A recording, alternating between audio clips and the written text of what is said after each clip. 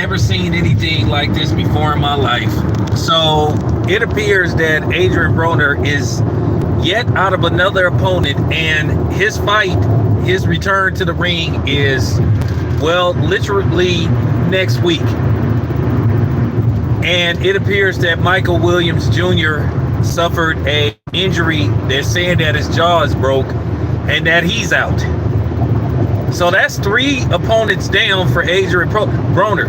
Hey, if this was actual fights in the ring, Adrian Broner would be on a 3-fight win streak.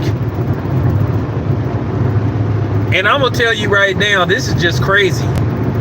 Like, somebody must really be like, like praying for his downfall or something like this. Or, I don't know. But I've never seen nothing like this before in my life, where a guy basically is down 3 opponents and less than a week to go before he fights. So I don't know who they could find on a week's notice, but it ain't looking too good for AB.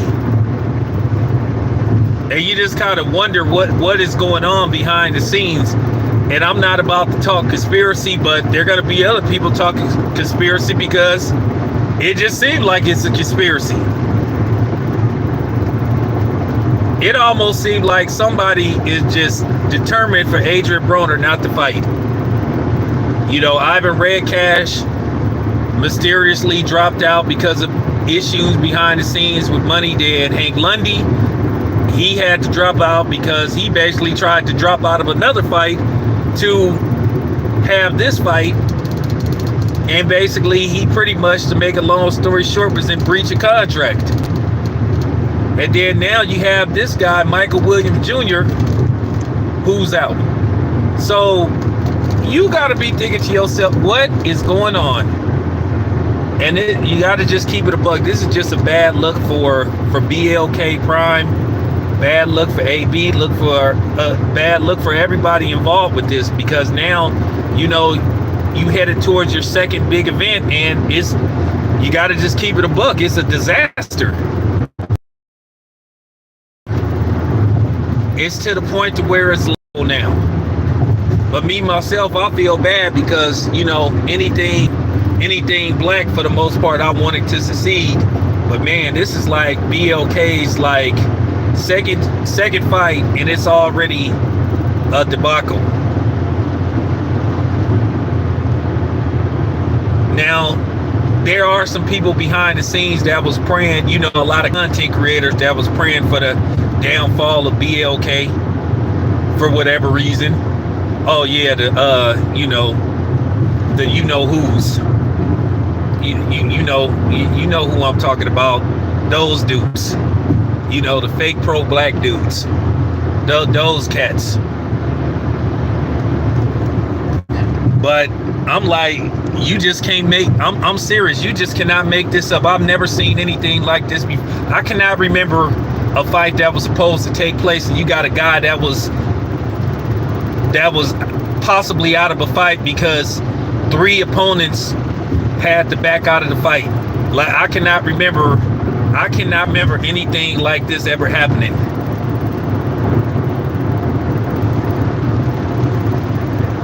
And like I said, I feel bad for AB because, you know, AB then went through a lot. AB trying to get back in the ring. He tried to establish himself. He seemed like he rededicated to the sport of boxing.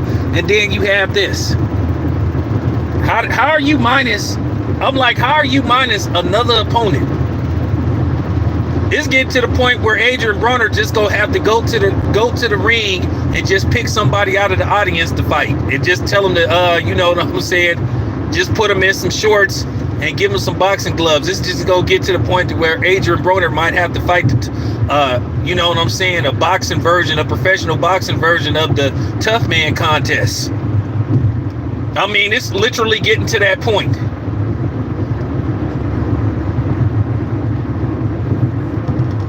Now I'm trying to figure out what can they do and who could they find on a week's notice. I mean, it's possible, but the thing is, we didn't even know who was on the undercard. Like, who was on the undercard with this fight?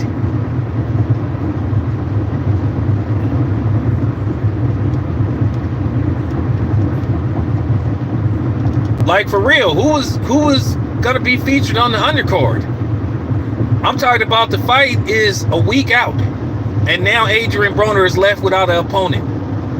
Now I'm trying to see who could they possibly find on one, you know what I'm saying, on basically 1 week's notice. That's just real talk. This is just not a good look for BLK. Really isn't, and you just got to keep it a buck. And I'm not trying to hate on them, and I'm not trying to put them down, but you just got to be honest. You just got to be honest, man. This is a debacle. This is a disaster. It's people behind the scenes like smiling and like, yeah. But that just goes to show you. That just goes to show you their mental makeup.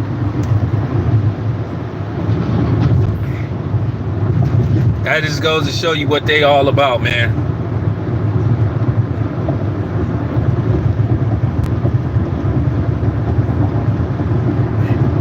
Oh, J-Dog, they said he got a broken jaw.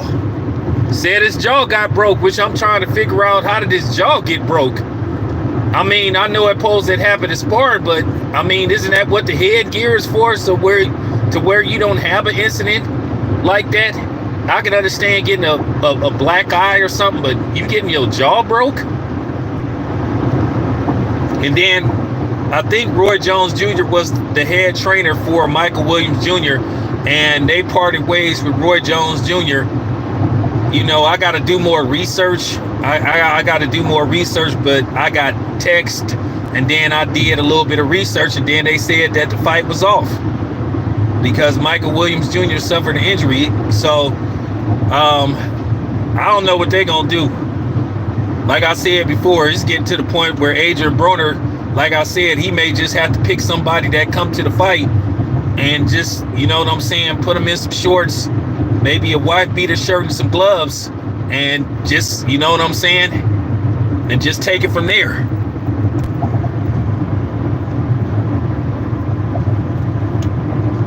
Oh, Germany was happening.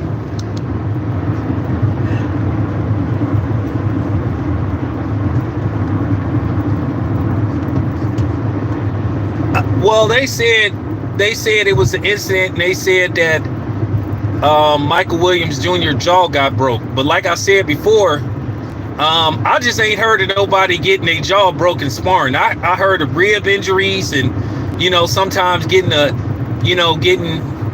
maybe a bloody nose and a black eye, but the dude got his jaw broke. Like, who was he fighting? Like, who was he sparring with? Wilder or something? Like, how do you get a broken jaw in sparring?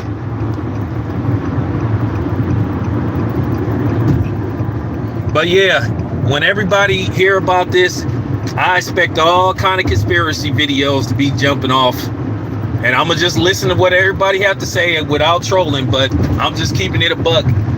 A lot of people going to start to think there's something going on behind the scenes, and that people possibly trying to keep AB from fighting.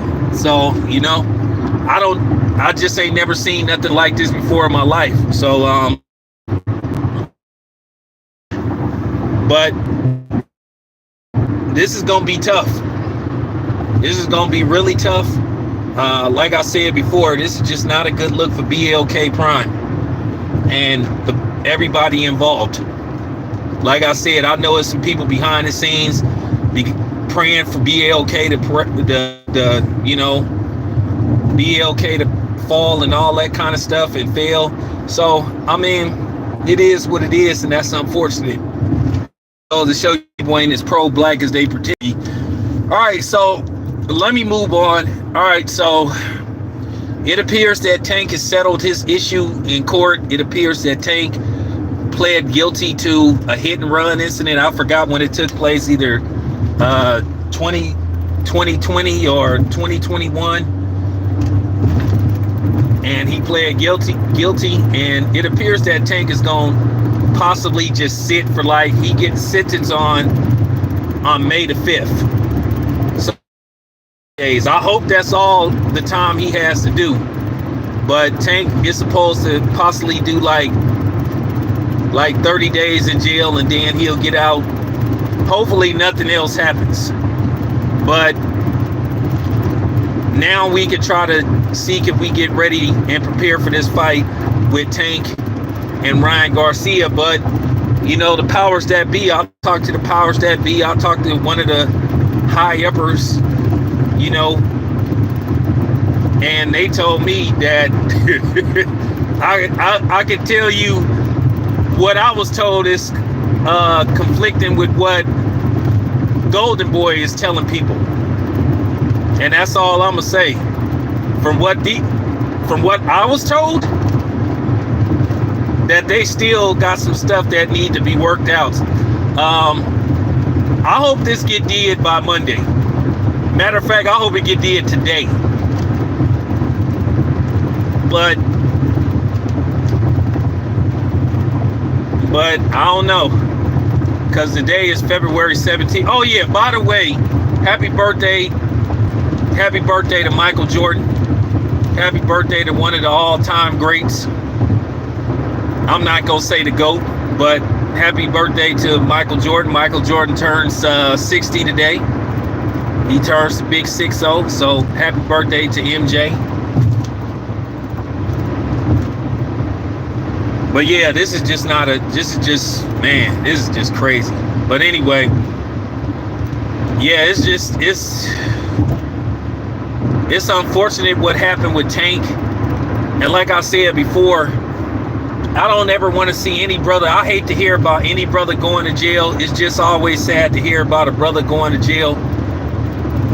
But I hope however much time Tank does, like I said, it'll be a reflection of how he could just, you know, bounce back. Sometimes, you know, when you sit for a minute to give you time to reflect and see what adjustments you need to make to fix your life. Because I do think Tank was going through some stuff behind the scenes, you know, some stuff with his, you know, with his BM, just a lot of stressful stuff. And I just think, you know, whatever happens with Tank, he just have time to reflect and just be like, all right, man, so how can I rebuild myself? But at least Tank, from what reports are saying, Tank is not going to sit like Mike Tyson did. Mike Tyson sat for like 2.5, 3 years. You know, they saying Tank at the worst case scenario may do 90 days. But they saying it's looking like it's gonna be 60. I mean, excuse me, it's gonna be 30.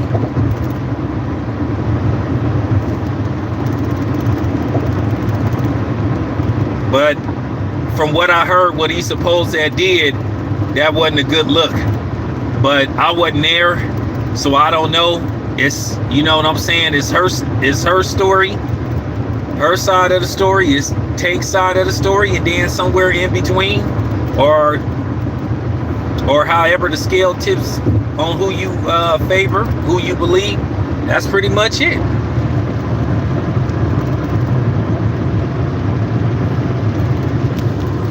So that's what the local news is saying, that Tank shouldn't do no more. They saying maximum, they saying he looking at possibly 90 days, and then they saying the minimum like 30. Look, I ain't gonna lie. If all Tank gonna get is maximum 90 days, I'll take that 90 days. I'll take that in a heartbeat. I'll take that in a heartbeat. And then Tank gonna probably have to pay this lady anywhere from $500,000 to possibly over $1 million, because she got a civil lawsuit. If I was Tank, I'd just try to settle this out of court.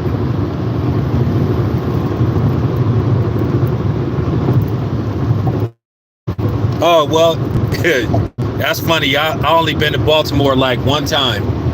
I haven't been to Baltimore in like 15 years. I've been to Baltimore like one time. I really didn't get to see the whole city like I wanted to. But like, I just hope Tank I just hope he recover from this, and I just hope he be okay. Because like I said, at the end of the day, people is young. They make mistakes. And when you hang around certain people, they could just, you know what I'm saying? They bring bad vibes around you. bad karma, black clouds, because I used to hang around them type of people. When I started like just chilling by myself, doing whatever I did, doing my dirt by my lonely, I was better off, because I knew eventually I was gonna run across that dude that don't drop dime on me. So I was just like, I became a solo act, you know. Yeah, like I said before, Tank, people in this circle, well, he need to X them out, because at the end of the day, Tank is headed towards being a superstar boxer. He put butts in seats. You know what I'm saying? Now it's a question of how many pay-per-views he actually sells. Because, you know, that all depends on who you believe. Whether you believe, you know, Rick Glazier or Steven Espinosa or whatever the case may be, it just all depends. But one thing we do know for sure, Tank sells tickets. He sells out arenas. But like I said, when I hear something, you guys will know something. Because I'm definitely waiting to hear what's going to go on with this fight. But I said before giving y'all an update, you know, I can't reveal my sources because they get mad about that kind of stuff. But yeah, from what I was told, that they still got some kinks that they got to work out. Like I said, when it comes to this boxing stuff, you know, that's the problem. It's too many kinks that got to get worked out. Just like, you know, everybody's getting antsy waiting to see what's going on with Devin Haney and Lomachenko. You know, Bill told me it's still some time, which is correct. You know, they still got, you know, the fight is supposed to take place May the 12th, so they'll still have 3 months. You know, they'll still have 3 months after next week. But you still want to get a fight of this magnitude. You got to get people ready, prepared, people ready to make their plane reservation. But like I said, the biggest holdup is like where this fight is supposed to take place. That's what's holding it up. And like I said before, I'm going to keep cooking Lomachenko for basically not being honest. Where he basically told a flat out lie after his last fight with Jermaine Ortiz. Oh, I don't care about being the B-side. I'll be the B-side. I don't care where the fight is. I don't care how much money. I want to be undisputed no matter what. Then soon as oh man, soon as the program, soon as, you know what I'm saying, soon as they off the air and they actually go to the negotiating table, then Lomachenko totally changes tune. So, you know, that's, you know, but that's how a lot of these guys are behind the scenes. They talk a good game, but then at the end of the day, they act like they playing chess, but they playing basically checkers.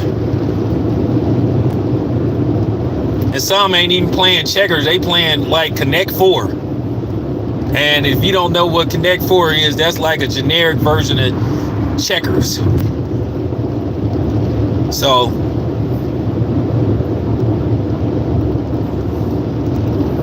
but yeah, I'm just like, you know what I'm saying, I'm just like getting a little frustrated because it's like you want to hear about fights possibly being made, and it appears that Deontay Wilder versus Andy Ruiz is in jeopardy. They talking about Andy Ruiz is going to have a purse bid to fight somebody else. So you're just hearing about a lot of stuff going on behind the scenes that just bother you and it make you get worried, because it's like, here we go again. And I'm going to tell you guys right now, do not listen to none of these boneheads telling you that Bud and Errol Spence is in negotiations. That is complete cap. That negotiations is ongoing. Do not listen to that. Just go on about your business until you see an actual press conference with them two dudes sitting opposite of each other or facing off. Then that's when you should actually believe that this fight is going to happen. Don't pay attention to none of these people that's putting out these stories. How many times have we failed for that? So don't believe it. Go on about y'all business until you actually see a fight date, a location. Then I'm talking about an actual fight date, an actual location. Then just move on. I don't want to hear none of this stuff about this fight is negotiations on the 1 yard line and all this kind of stuff. Don't fall for that. But like I said,